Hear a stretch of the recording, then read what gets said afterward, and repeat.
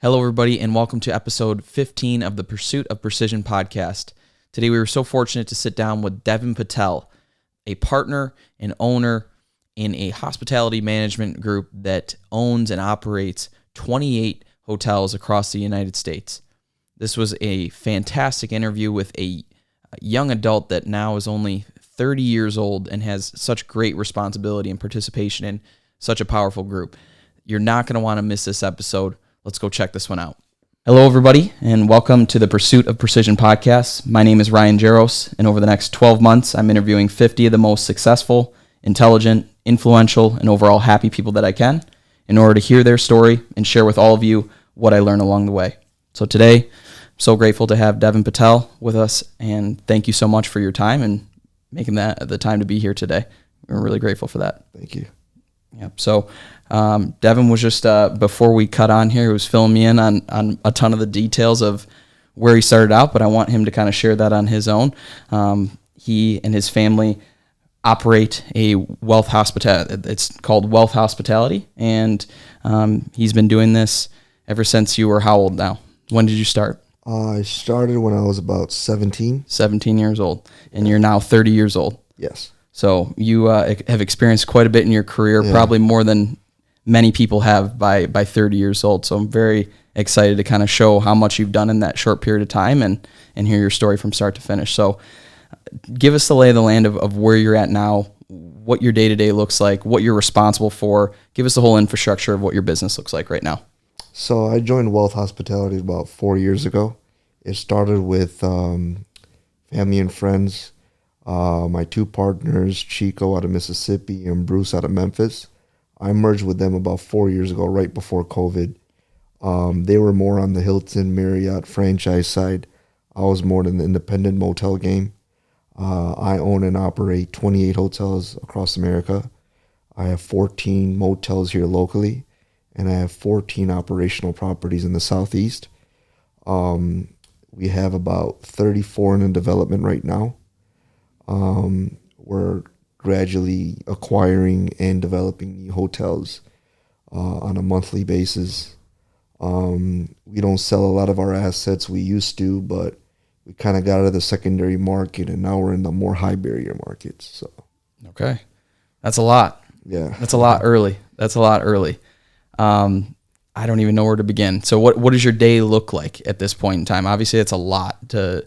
Are you managing a lot of these employees, or what does that look like when you're in that situation? Are you more so, now that you put the right management people in place at those hotels, is that kind of run on its own and you're checking in on a more casual basis, or what does that look like with all those hotels that you manage currently so to be able to spend that much time focusing on growth? we have a big team. We got 3 offices. Okay. Our infrastructure is pretty laid out through Bruce always pounding me from the back end and telling me how to do things. Okay. And then the development era is more of a Chico pounding me, and then I have a local partner here, Kevin, that we run a lot of our assets here, self-managing with his wife in accounting, and my parents aren't involved at all, but we have a big team.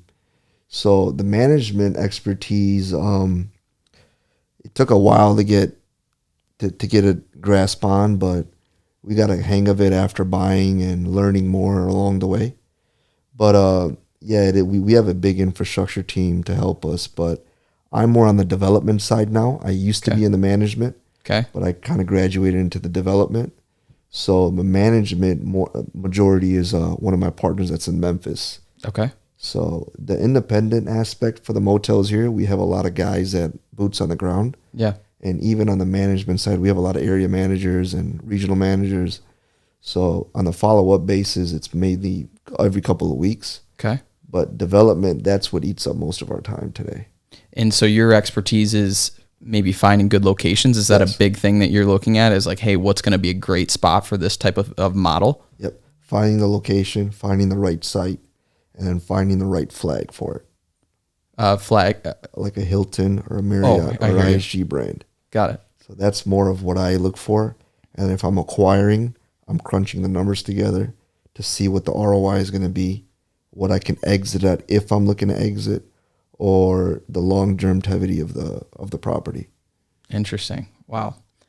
I have so many questions, so we'll start back. We'll get back into where you are today. Obviously, guys, this is unbelievable to have a guest like this that has the experience and has the responsibility that you do at such a young age. It's very impressive. Just so I want to give you that credit first off. Yep. Thank you. I want to go back to those early days when you were participating in the hospitality business, where you were actually working, and what Ground Zero looked for you, where you were putting your time in before all this opportunity presented itself. Yeah. So I basically grew up in a 32-room motel. Okay. On Harper and Chalmers, called the Cabana Motel. And I watched my mom and dad kind of like rent rooms back then. And then that business is completely different from what I am in today. But that's how we grew up. We grew up in a mom and pop style motel. We didn't live in a house, or we didn't have neighbors. Back then it was just like a motel, and you pay your mortgage, your house, your utilities, everything goes through the business. Yeah. So you kind of save money on that. At the same time, you're generating income too. Yeah. And then you buy one, and then you kind of use those funds to buy the second one and the third one and the fourth one. It just keeps going. I have a question for you. So during that time, obviously that's different than a lot of people, the way that they grew up. Yep. Most of the kids you went to school with, I'm sure, had homes or something like it. What was that like for you? Did you notice that it was different first off? Were you upset that it was different? Did you like it? Where was your headspace at that point in time? At the beginning, I was kind of upset because it's like you're going to your friends' houses after school, and I'm going to a couple of my friends' houses, and I'm looking at mansions and neighbors, and everyone's getting together and playing, and I'm like, how can I take these guys back to the motel that I'm at? Yeah. Right. So it's kind of different. Yeah. But at that time, that was just the environment that I was in, and I kind of asked my parents a lot of questions, and they didn't have a lot of answers because at that time we were just trying to come up. Just trying to get out of that situation. Yeah. So at that time, the hustle was kind of different, but it was different. It was upsetting at the beginning because it's like, where do I go to do after school homework or activities? You can't bring them to the motel. Yeah. Because you don't have the best clientele checking in, checking out of there. Yeah. So, and I was going to ask, so do you think that was a lot of your initial fire was, I want to get myself out of this situation, out of my parents out of that situation? Was that a big driver and when you started out? That was the biggest goal coming out of high school, was how can I get my parents out of this motel? So once I accomplished that, and then I really soaked in the game, that's when I knew what I had to do. And at that time, I was looking up to my partners that are my partners today. Yeah. So I seen them grow, and I'm from the back end just kind of taking in the game and soaking it in. And then I took it to the next step and said, look, this is how I'm going to do it. And this, I'm going to get them into a house, have an office, and go from there. No, that's amazing. No, that's amazing that you chose to do that versus a lot of people that would be in a tough situation and say, well, this is how life is always going to be, and feel sorry for themselves. And you chose a different path. So I want to commend you on that. That's awesome. What was that first step for you where you started scaling to get them out of that motel situation? I want to know business-wise, what was the first step that you guys worked towards? The financing. Okay. At that time, we were kind of in a chokehold because my mom and dad didn't have a permanent residence here in America. Yeah. They were still on a work permit. Yep. So they had to wait for me to turn 21 for them to be a citizen. Okay. Or a green card holder back then. Yeah. So my hands were tied on lending. I couldn't get a loan. Yeah. Which caps your ability to expand, grow. Get into a Hilton or a Holiday Inn. I couldn't do it. Yeah. Because those down payments are $2 to $3 million at that time. And I'm struggling to make even $50,000 a year. Yeah. Even doing what I was doing after college.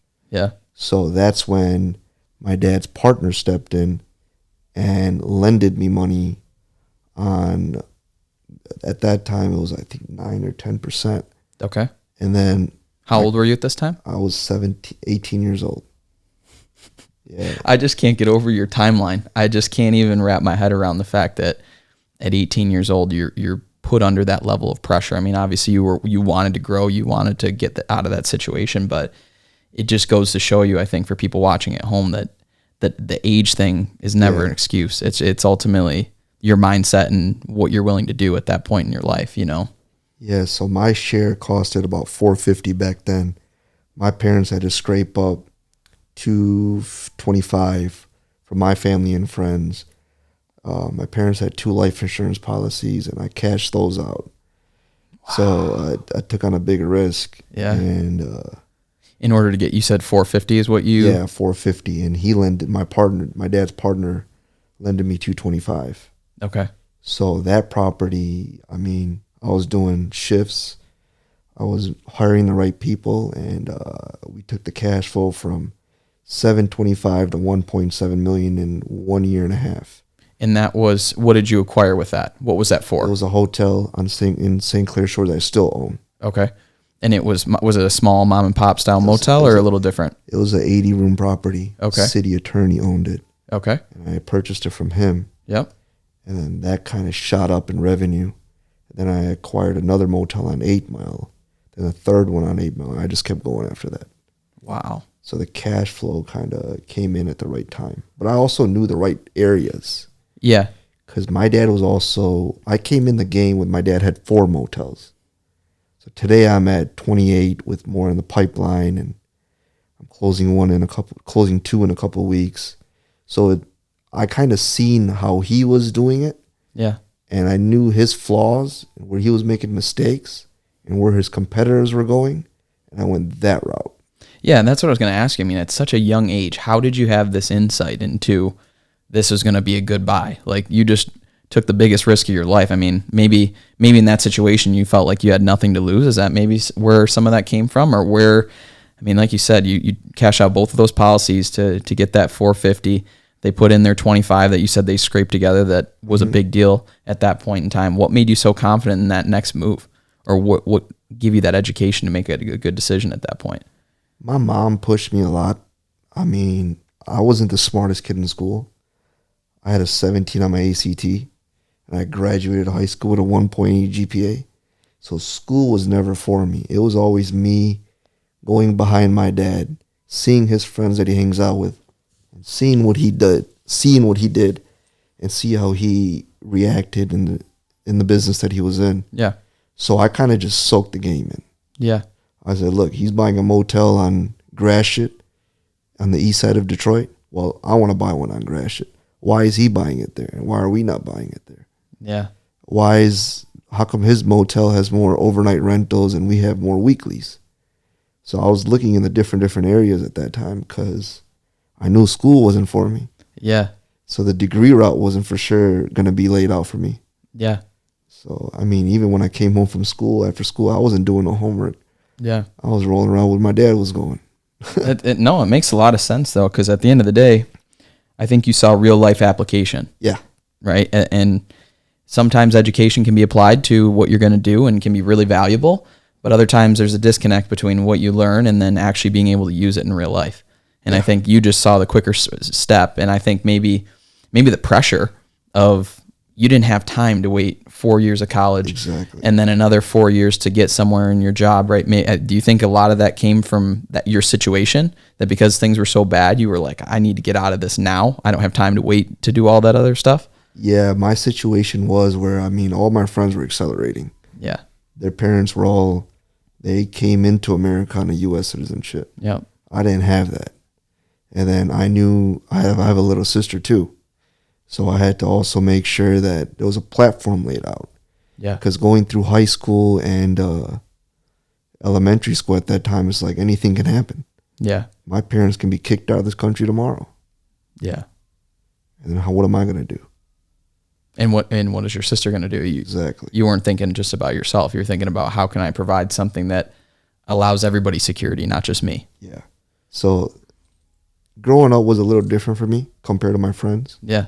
But I had that push from my parents.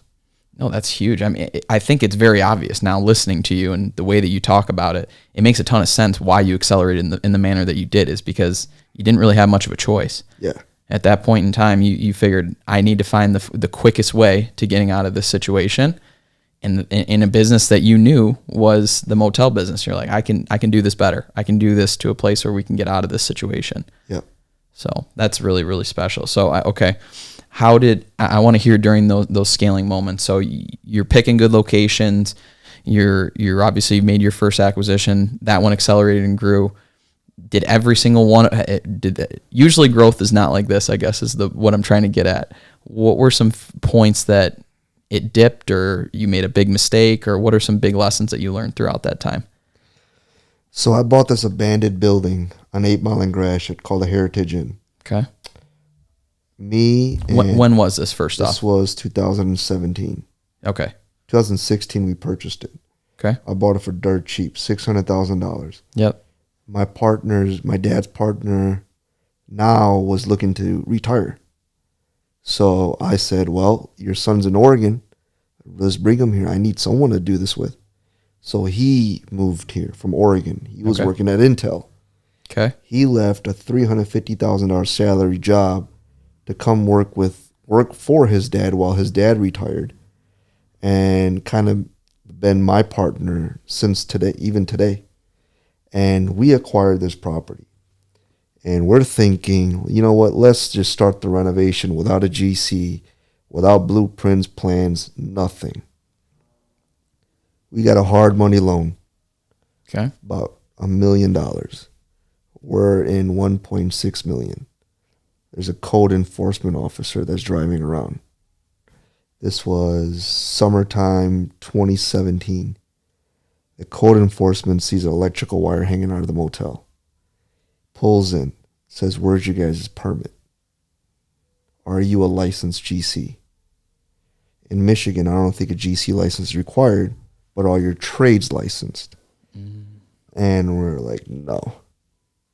So here we are about to open up this motel. We're $1.6 million in. And he's requiring every trade to have a license, to have blueprints, architect prints, everything. And we're waiting. We're looking at this property like we're about to hit the jackpot once this thing opens up. And I'm looking at Kevin and I'm like, man, what do we do? So we're knocking door to door, trying to find an electrician. We're going to electricity stores where they're selling sockets and outlets, looking for a licensed electrician. We didn't know anyone at that time. Yeah. And we are seeing these bids and they're piling up. That property ended up costing us $2.6 million. And we're opening the motel at the worst time in the market in Michigan, because around December, January, February, you're slow. The business is slow. Yeah. And me and Kevin are looking at each other like, man, how are you going to hire payroll? So it's like, man, I just hit almost a good deal over there when I first got in. Now I'm on my second one, and this comes up. Kevin's making rooms. I'm watching the desk. My mom is doing housekeeping. My dad is watching our other property where he started off at. And Kevin's... Is that the one that you scaled? Yeah. Yep. And then Kevin's mom and dad are running their own place trying to retire. So everyone's at this motel called the Jay-Z Motel working like a dog. And we get through December, January, February, tax season hits. That's when we went from 60, 70 to 180,000 in revenue. So for those 3 months, we struggled. We didn't know what to do. I looked at Kevin. I said, you want to sell it? He said, no, we put too much into it. Just keep going. Kevin's 48 years old. At that time, I was 2017, so I was in my 20s, early 20s. I didn't know what to do. My mom and dad said, keep going, don't give up. And then before we got caught, or while we got caught, I went to go work at Quicken Loans because everyone was telling me if you want to be a mortgage banker, you can make quick money. I failed the safe exam 3 times. So I made what I can out of there. I exited out of there. Came back into working at Jay-Z with me and Kevin. But after that, those 3 months when we finally got everything approved, the property shot up in revenue. Wow. And that's when I started rolling. That's crazy. So you had to pivot almost, and you said you went and worked another job in order to kind of make. Is that what you were using to pay rent? Yeah. Or not rent, I'm sorry, but the mortgage. Yeah, because the money that we were borrowing for this motel, I had to pay them interest. Yeah. So I told them, look, give me interest-only payments. And at that time, hard money lending, you're looking at just like today. I mean, today's a little bit more with the environment today, but at that time, you're paying 8-9% on an abandoned building. Crazy. So that was the biggest struggle that I went through. And that, I mean, I guess that had to have been terrifying, because at the end of the day, like you said, you were just getting into the financing world at that point, really. And so all the years of dealing cash only and keeping it safe, but obviously something that was repeatable, that must have been really scary, realizing if you don't do a loan properly, it's not just free money, right? There's got to be things that are done right. Yeah, and that was a learning lesson for me. Like, if I would have gathered the right type of documents, went and shopped for a loan, I could have financed the property. But we were going hard cash. Oh, got it. Like, whatever I'm saving up, I'm putting in. Yeah. So that's when the property started generating a lot of revenue, and that's when we started rolling. And that's when I came across Chico.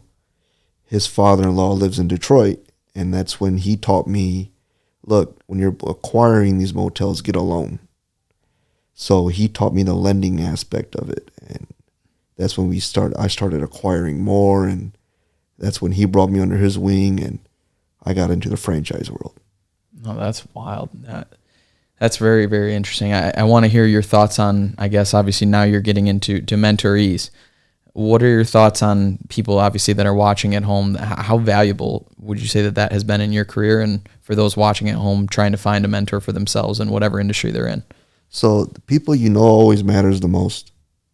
That's one thing that my dad taught me. No matter who you know, somebody is going to make a difference in your life. Yeah. Whether it's wrong or bad, that's up to you. But at that time, I mean, it was all about who you know. And in the business that I'm in today, it's the more connections you make, the more doors you're opening. Yeah. So whether you're working for me or whether I'm working for you, I'm going to hear you out. I'm going to hear your opinion, no matter what you have to say. Because your opinion is also backed by an experience. That's a really good way to put that. So that's very interesting. So Chico, you said Chico was his name? Yeah, his real name's Hiron. Okay. But he looks Spanish, so a lot of people named him Chico from high school. Oh, did you know him from back then, or was that? Yeah, so his wife is originally from Michigan. Okay.